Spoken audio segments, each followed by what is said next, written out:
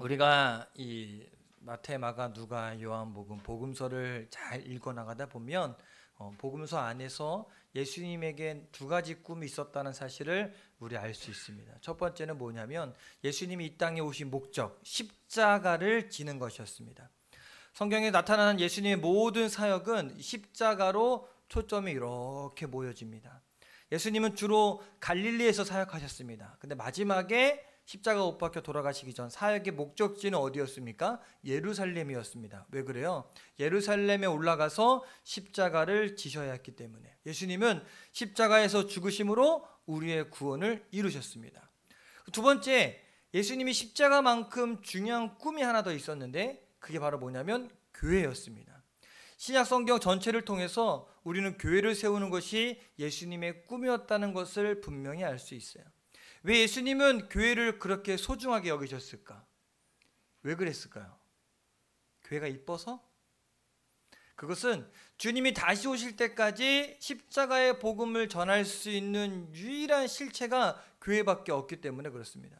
교회가 중요하기 때문에 이 악한 사탄은요, 그 중요한 부분을 무너뜨립니다. 그래서 교회를 늘 공격 목표로 삼고 있습니다. 이 땅의 교회가 타락하도록 만들고, 교회가 어지럽히고 또 교회를 어지럽히고 분열하도록 늘 유혹합니다. 또 사단이 교회를 넘어뜨리는 전략 중에 하나가 교회 안에서 십자가의 복음을 희미하게 만드는 겁니다.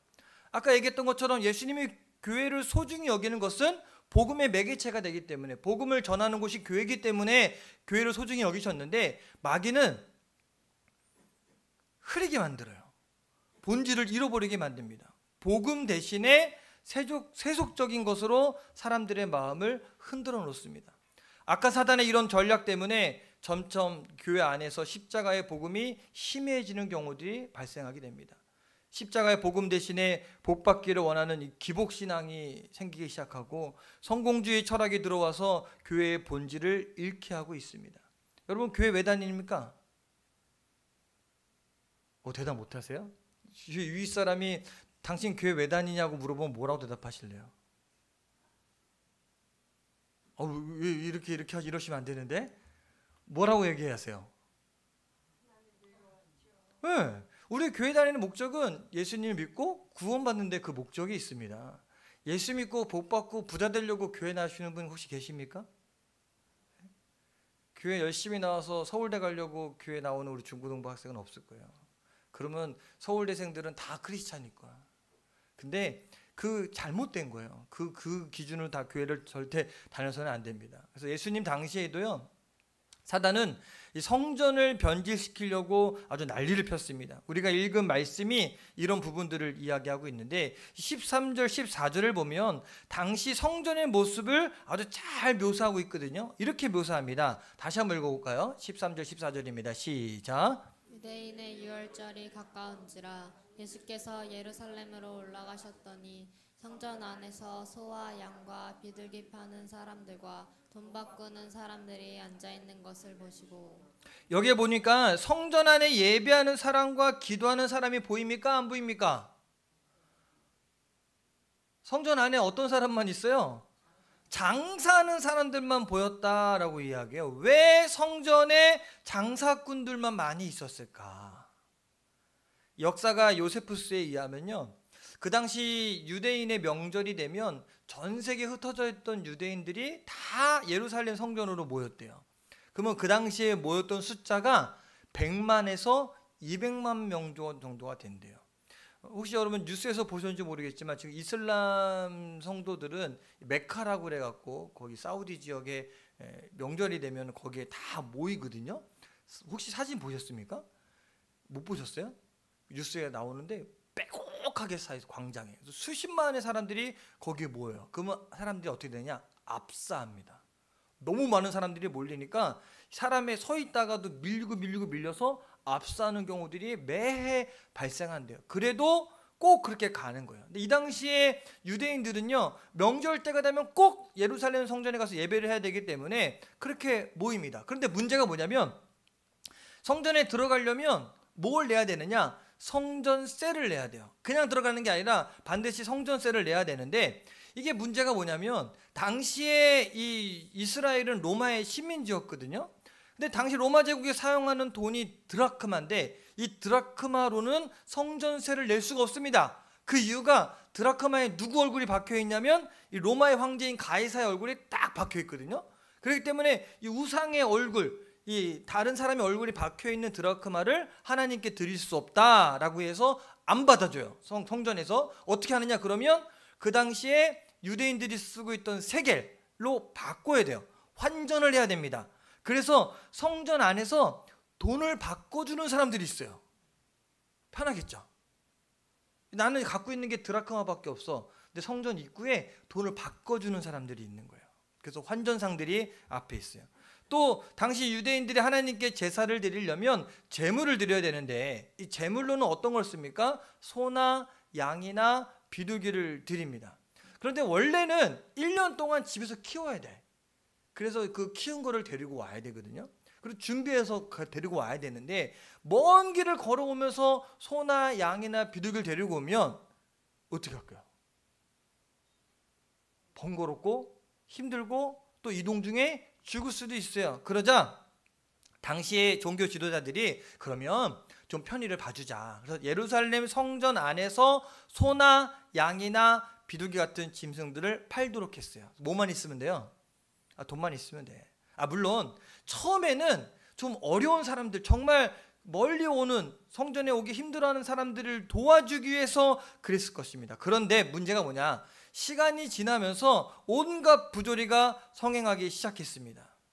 자, 어떻게 했느냐? 당시 사람들이 제물을 드릴 때 그냥 아무 제물이나 소나 양이나 염소를 드리는 것이 아니라 제사장이 이 양은, 이 염소는, 이 비둘기는 흠이 없는 것입니다 라고 검사하고 통과를 해야 그걸 제물로 드릴 수가 있었어요. 그런데 문제가 뭐냐? 이 검사하는 사람과 이 상인과 결탁을 합니다. 그래서 그 상인에게 산 소나 양이나 비둘기만 통과시켜 주는 거예요.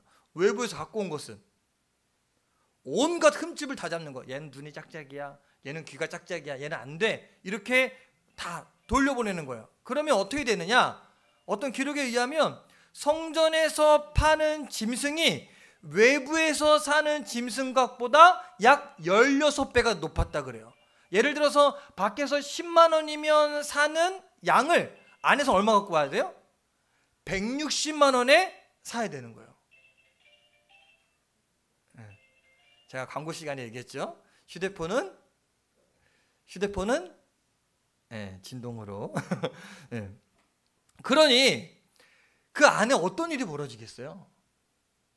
그렇게 비싸게 받아먹는 사람과 돈을 바꾸는 사람과 그걸 먼저 살려는 사람과 또 100만 명이라는 사람이 몰리니 물건이 떨어지기 전에 살려고 줄 서는 사람과 아마 온갖 모습이 있었을 거예요. 예루살렘 성전에 올라온 예수님이 바로 이런 모습을 본 겁니다.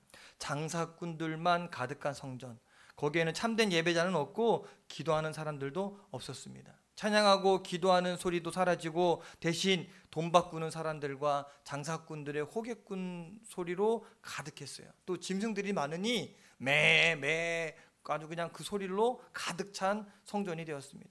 예수님이 그 모습 보고 너무 화가 났어요. 어떻게 했어요? 노끈으로 채찍을 만들어서 짐승과 소와 양들을 다 쫓아냅니다. 비둘기 파는 자들의 손에서 비둘기를 날려버립니다. 돈 바꾸는 자들의 상을 엎어버려서 돈을 땅바닥에 쏟아버립니다. 그리고 그들에게 소리칩니다. 이것을 여기서 가지고 나가라! 내 아버지의 집으로 장사하는 집을 만들지 말아라. 내 집은 만민이 기도하는 집이라. 그러므로요, 예수님이 하셨던 이 모습 그대로 우리 하나님의 성전의 본질을 회복하는 것 굉장히 중요합니다. 오늘 말씀을 통해서 주님께서 주시는 메시지를 우리가 들을 수 있게 되기를 간절히 축원합니다. 무엇보다 이 당시 성전의 타락한 모습에서 유대인들이 가지고 있던 이 잘못된 성전 개념을 좀 주목할 필요가 있어요. 당시 유대인들은요, 하나님의 성전을 이 공간적인 개념으로만 이해하고 있었습니다. 단순히 건물이나 장소로 이해한 것입니다. 하나님은 성전 안에만 계시는 분이니까 성전에 하나님이 계신 성전을 최대한 거대하고 웅장하게 건축해야 한다고 생각했습니다. 그리고 그것만이 아니라 하나님이 계신 성전이 서 있는 예루살렘은 절대로 망하지 않는다라고 생각했어요. 왜? 누가 있으니까? 누가 있으니까? 하나님이 계시니까 여긴 절대로 망하지 않는다는 겁니다. 심지어 에레미야 선지자가 회개해라, 유다가 망하고 예루살렘 성이 무너질 거야 라고 예언했을 때도 비웃었습니다. 에이, 하나님의 성전이 예루살렘에 있는데 무슨 말이야, 말도 안 돼. 우리는 안 망해. 하나님 성전이 우리와 함께 계시지 않아. 그런데 어떻게 됐습니까? 바벨론에 의해서 유대는 망하고 성전도 완전히 무너지고 말았습니다. 그러자 그들이 충격받았어요. 나라가 망한 것 때문에 충격받은 게 아니라 하나님이 계신 성전이 파괴된 것이 충격이었어요. 오! 하나님이 계시는데 성전이 무너지네. 나중에 주 70년경에도요, 하나님의 성전은 로마에 의해서 완전히 더 무너지게 됩니다. 지금은요, 통곡의 벽이라 그래서 이 서쪽 벽만 겨우 남아 있어요. 지금 이스라엘은 전쟁 중에 있죠. 근데 이스라엘이 돈이 많습니다. 굉장히 부유해요. 성전을 충분히 지을 만큼 부유합니다. 그런데 성전을 건축하지 못합니다. 왜 그런지 아십니까?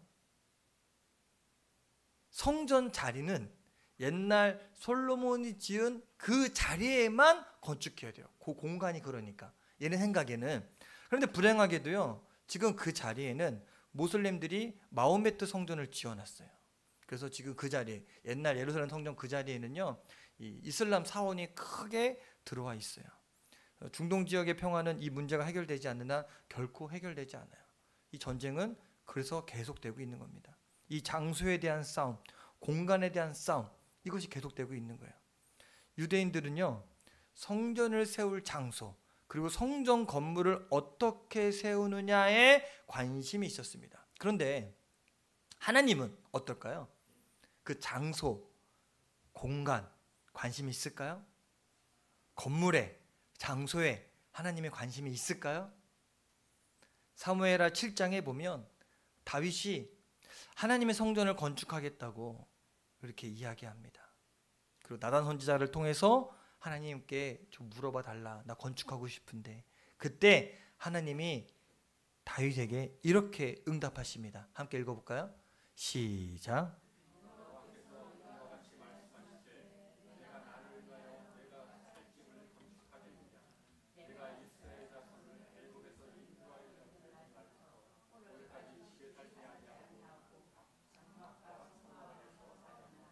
굉장히 놀라운 말씀입니다. 하나님은 어떤 공간에 가만히 앉아 계시면서 예배받기를 좋아하시는 분이 아니라는 겁니다. 오히려 하나님은요, 이스라엘 민족을 애굽에서 인도하여 내시고 광야에서 이스라엘과 함께 움직이셨어요.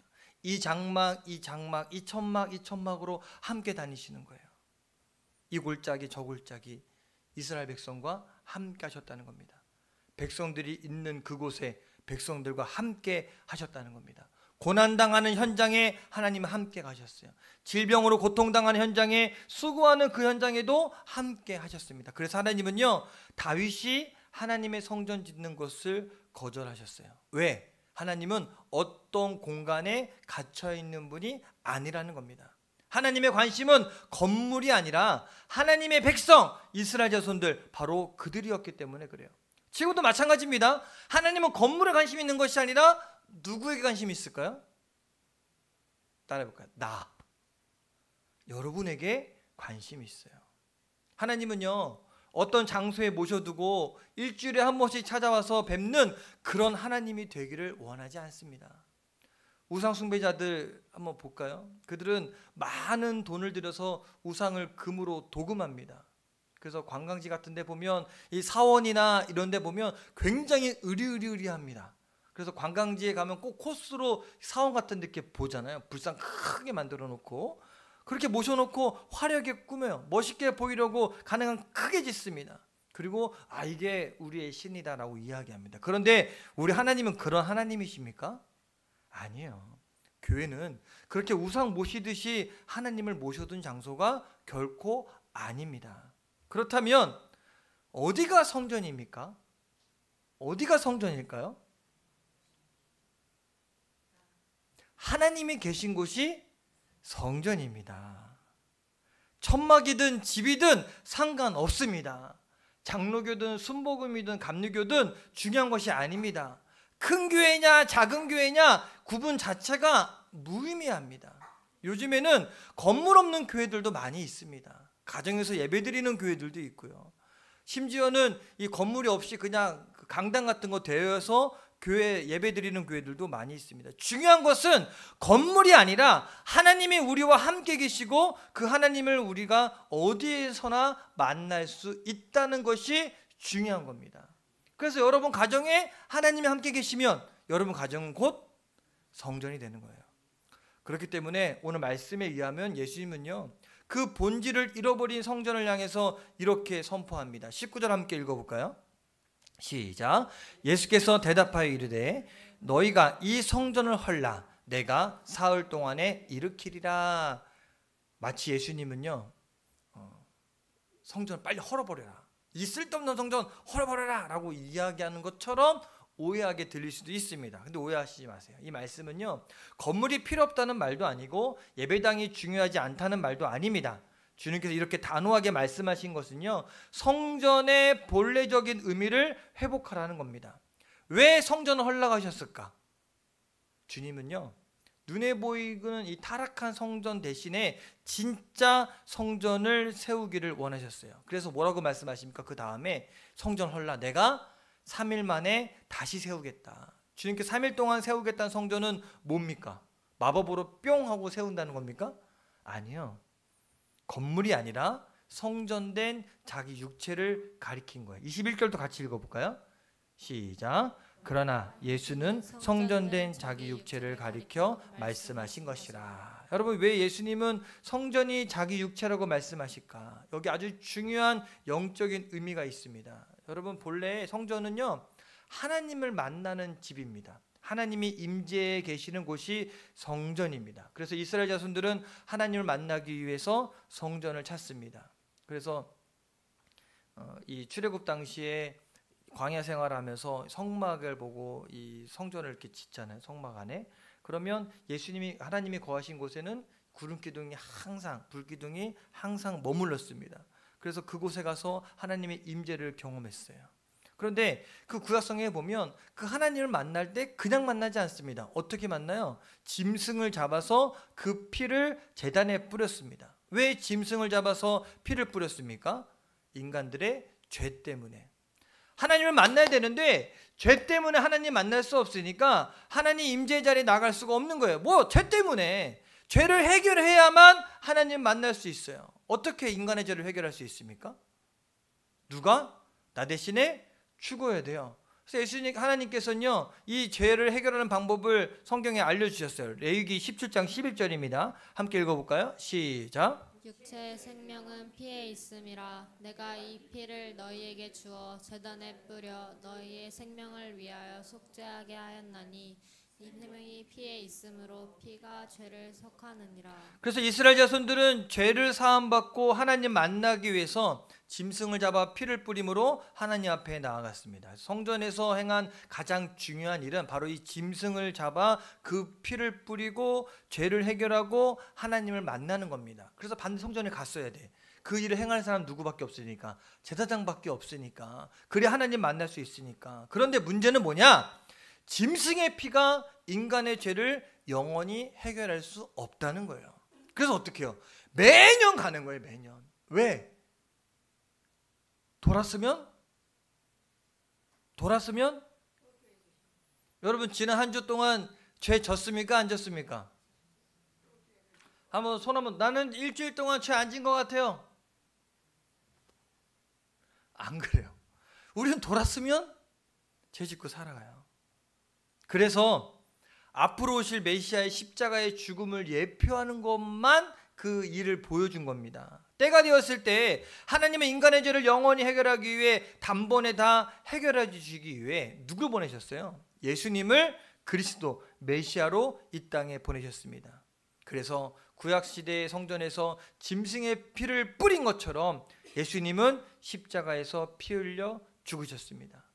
하나님의 로고스인 예수 그리스도께서 십자가에서 피 흘려 죽었기 때문에 온 인류가 제사함 받고 하나님을 만날 길이 열렸습니다. 그래서 이제 짐승 잡을 필요가 없습니다. 왜? 예수님께서 십자가에서 우리 대신 죽었고 하나님 만나는 길을 열어주셨기 때문에, 말하자면 성전이 존재하는 이유를 예수님이 오셔서 다 이루셨다는 겁니다. 그렇기 때문에 사람이 손으로 지은 성전은 이제 무너져도 상관없다는 거예요. 사실 구약시대 성전은요, 그림자에 불과합니다. 성전에 있는 많은 기구들이나 번제단이나 금촛대, 떡상, 분향단 다 그림자에 불과해요. 그냥 실체는요, 예수 그리스도가 그 실체입니다. 그래서 예수님께서는 이 성전을 헐어버려라.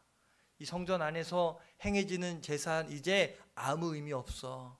이제는 내가 모든 죄를 대신해서 십자가 질 것이고 사흘 만에 부활할 것이야. 이제 내가 성전을 세우겠다. 나로 통해서 너네들은 하나님을 만날 수 있고 나로 말미암아 너네들은 구원받을 수 있어. 이렇게 주님께서 말씀하신 겁니다. 그러므로 이제 성전의 개념은 좀 바뀌어야 됩니다. 공간적인 개념의 성전에서 그리스도 중심의 성전 개념으로 바꿔야 돼요. 교회가 얼마나 크냐, 얼마나 좋냐, 얼마나 많은 프로그램을 하느냐, 물론 중요합니다. 그러나 우리에게 분명히 물어야 될 것은요, 교회는요, 그런 것보다 십자가의 복음이 얼마나 정확하게 선포되느냐, 예수 믿고 구원받은 사람들이 계속 일어나느냐, 이게 가장 중요한 겁니다. 예수님 때문에 병든자가 나음받고 예수 이름으로 기도 응답을 받고 있는가를 우리가 물어봐야 됩니다. 여러분, 예수님 때문에 구원 받으셨습니까? 예수님으로 말미암아 행복하십니까? 예수님으로 말미암아 여러분 병고침 받는 역사가 여러분 삶 가운데 일어나고 있습니까? 왜 우리가 교회 다니면서도 삶 가운데 실패합니까? 그냥 교회를 그냥 공간적으로만 생각하기 때문에 그래요. 제가 지난주 말씀에도 이야기했지만 한 주 동안 주님과 함께 동행하셨습니까? 매일 물어보잖아요. 제가 주일날마다 예수님과 항상 동행하십니까? 라고 이야기하잖아요. 예수님을 성전에만 모셔놓고 일주일 동안 내 마음대로 살다가 주님 저 왔습니다 라고 만나지는 않습니까? 그냥 건물 안에만 들어오면 안 돼요. 예배 동안에는요, 누굴 만나야 되느냐? 우리 예수님을 반드시 만나야 됩니다. 왜? 두세 사람이 내 이름으로 모인 곳에 내가 그들과 함께 하겠다 말씀하셨잖아요. 아마 주님 저 왔어요 라고 이야기하면, 야 너는 나 있는 거 몰랐냐? 물어볼지도 몰라요. 나 너랑 함께 있었는데.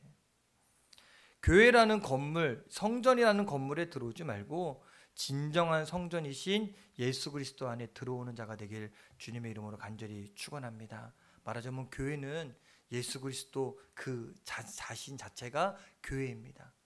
이렇게 볼 때 마태복음 16장 13절 20절의 말씀이 의미가 아주 분명해집니다. 예수님께서 베드로가 주는 그리스도시요 살아계신 하나님의 아들입니다 라고 고백했을 때 뭐라고 말씀하셨냐면 이 반석 위에 내 교회를 세우리니 라고 말씀하셨습니다. 그래서 이 말씀을 듣고 초대교회 성도들은 교회를 크게 줘야겠다 생각해서 이탈리아에 가면 성 베드로 성당이 있습니다. 가면 깜짝 놀랍니다. 전 보고 눈이 얼마나 크게 졌는지 몰라요. 그 성전을 짓기 위해서 면제부를 팔고요, 천주교들이 타락을 했거든요. 잘못 이해한 거예요. 이건 아니야. 그게 아닌데, 건물이 아닌데. 그러고 나서 주님이 이렇게 말씀하세요. 음부의 권세가 이기지 못하리라. 제대로 된 교회가 세워지면 그 지역을 장악하고 있는 어둠의 권세는 무너지게 됩니다. 교회만이 음부의 권세를 이길 수 있기 때문에. 주님은 계속해서 마태복음 16장 19절에 이렇게 말씀하십니다. 함께 읽어볼까요? 시작. 내가 천국 열쇠를 내게 주리니 내가 땅에서 무엇이든지 매면 하늘에서도 매일 것이요 내가 땅에서 무엇이든지 풀면 하늘에서도 풀리리라 하시고. 아멘. 하나님은요, 교회에게 하늘을 움직일 수 있는 굉장한 기도의 힘을 주셨다는 겁니다. 이게 교회 역할이거든요. 그냥 의리의리하게 해서 사람들을 불러 모으는 게 아니라 음부의 권세를 무너뜨리고 하늘 천국 열쇠를 쥐고 있는 놀라운 힘을 교회가 주셨다는 겁니다. 성경은 또 한 걸음 더 나아가서 예수님을 영접한 성도들 역시 성전이라고 알려집니다. 고린도전서 3장 16절 함께 읽어볼까요? 시작. 성전인 것과 하나님의 성령이 너희 안에 계시는 것을 알지 못하느냐. 구원받은 성도 한 사람이 바로 성전이라는 겁니다. 왜? 우리 안에 성령이 거하시기 때문에. 아까 교회는 누구라 그랬어요? 예수님이라 그랬죠? 그 예수님이 성령으로 우리 안에 함께 계십니다. 그러면 내 안에 성령님이 계시니 내가 곧 성전이 되는 거예요. 할렐루야.